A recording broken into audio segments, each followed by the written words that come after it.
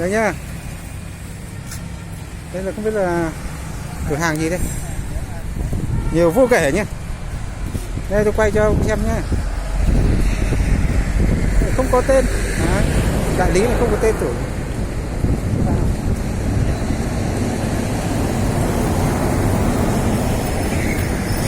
Đáng Long Khánh.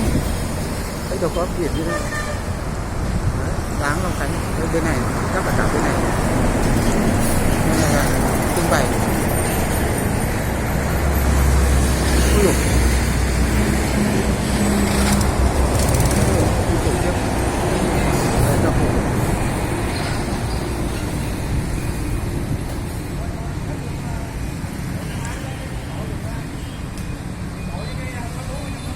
Xem ở trong nhà nhé.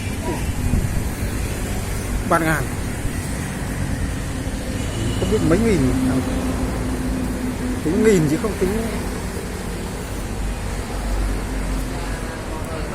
Thế mà quay phim này đẹp quá. Đồ này kia.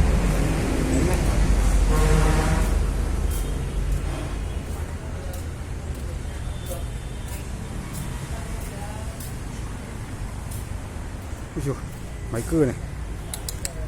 Ui dồi, hoa mắt.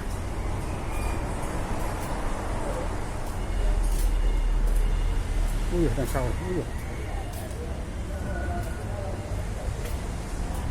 Đây, lưỡi đây. Lưỡi tròn, lưỡi đặc này. Ui, lưỡi kiểu này.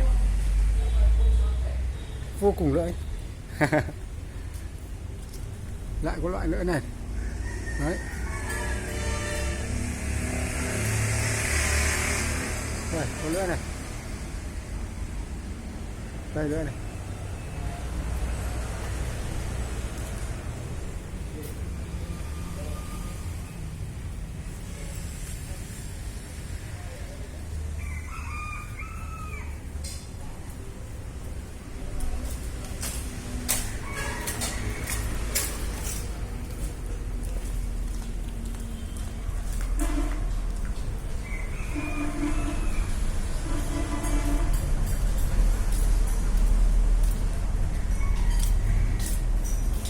Cho hỏi đây là cửa hàng là gì nhỉ?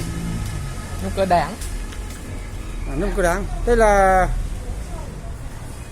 Nông Cơ Đáng, Đồng Nai.